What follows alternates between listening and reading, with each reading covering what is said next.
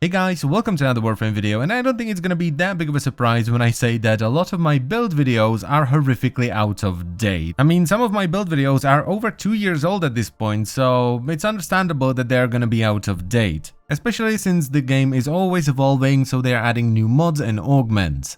So I decided to bring all the builds on all my frames up to date, and we're gonna go through them frame by frame, starting off with Rhino, still my most used frame in this game. Now I'm gonna go through the builds fairly quickly here because I have 3 builds on Rhino that I want to share with you, and I don't want this video to be like 30 minutes so long, okay? So let's jump right into it with the tried and true Iron Skin tank.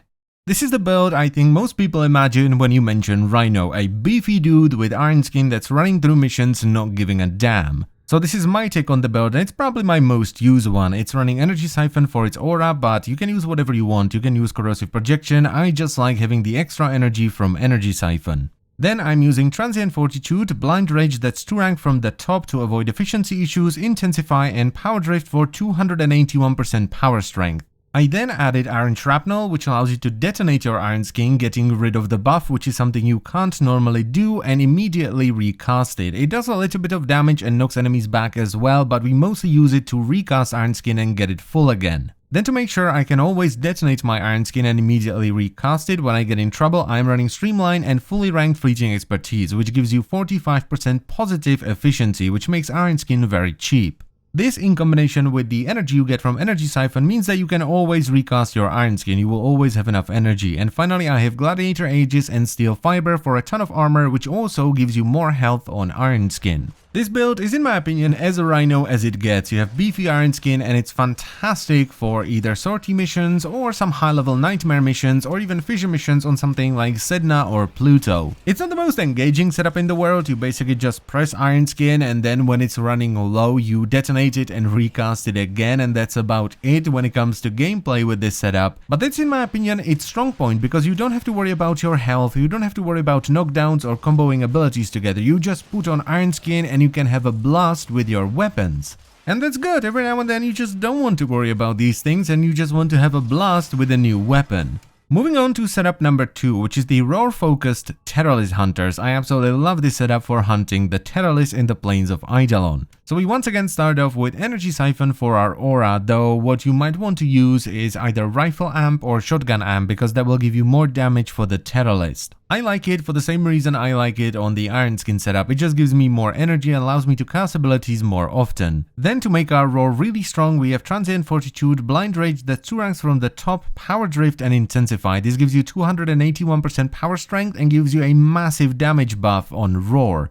I'm then using Prime Continuity, and with this, if you have a good weapon, something like the Vacor Hack that's full on crit, will allow you to kill the Terrorist or destroy one of its joints in one single roar. And since most of the time it only takes 1 roar to take the Terrorist down, we don't have to invest too much into efficiency, so I'm only running Streamline, which doesn't counter Blind Rage completely, but it's enough of what we're doing, because as I've said already, you only need to roar once. Then I decided to add Stretch once I got annoyed that I wasn't hitting everyone with the roar, because even if you're communicating, the chances are you're not gonna be on top of each other once the shields on the Terrorists go down. Then I decided to add Primed Vigor rather than another armor mod, and if you don't have Primed Vigor, by the way, just slap on Vitality, it's gonna be just fine. And this is so that I have a little bit of a buffer in terms of health and shields for when I don't notice that my Iron Skin has gone down, because when you're fighting the Terrorists, you're constantly switching between your Operator and your Warframe, and sometimes you just don't notice that you don't have Iron Skin, especially if you're running the Deluxe skin on Rhino, which makes Iron Skin almost invisible. And finally we have Steel Fiber, which gives you extra health on Iron Skin and makes you tankier for when you forget to put it back up. Now I honestly think this is one of the best setups for fighting the Terrorists, and it doesn't matter if you're going solo or in a party. I don't care if it's the meta setup, it just, in my opinion, works the best. You have a ton of power strength, so your Iron Skin is really beefy, and your roar adds so much weapon damage. The joints on the Terrorist or the Terrorist itself will go down in mere seconds once the shield has gone down. Especially if you position yourself correctly and you hit the entire party with your roar. Now, the reason why I prefer this to something like Chroma, which is gonna do more damage than this setup, is because there is no faff and nonsense here. You don't have to faff around with self-damage. You can stay in your Operator mode and just drain the shields on the Terrorists, and once the shields go down, you pop back into your Warframe, roar, and go ham. That's it.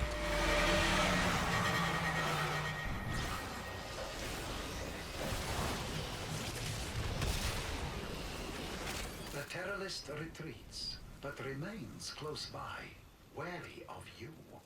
And the third and final build, which I like to call Stumpy, is focused around the reinforcing Stomp augment. This is an augment that I didn't like at the start, but the more I play with it, the more I like it. And for the third time in a row, we are starting with Energy Siphon as our aura. This one is actually really good on this setup because you're going to be stomping a lot, so you are going to need a lot of energy. Then I'm running Transient Fortitude and Intensify for power strength. I didn't want to use Blind Rage because that would absolutely butcher the efficiency and make Stomp far too expensive.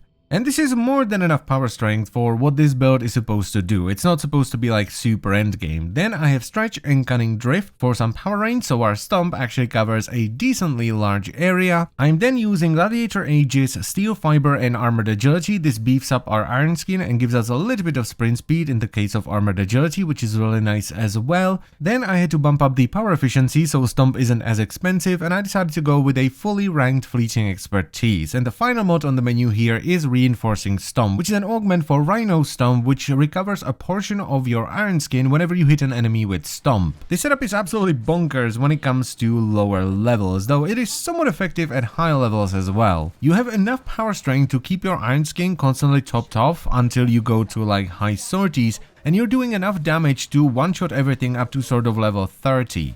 This is kind of the opposite of the first setup, though. You are still using Iron Skin to keep yourself safe. You would be kind of mad if you didn't, and it's for when you don't want to use your weapons and you just want to stomp your way through low-level missions.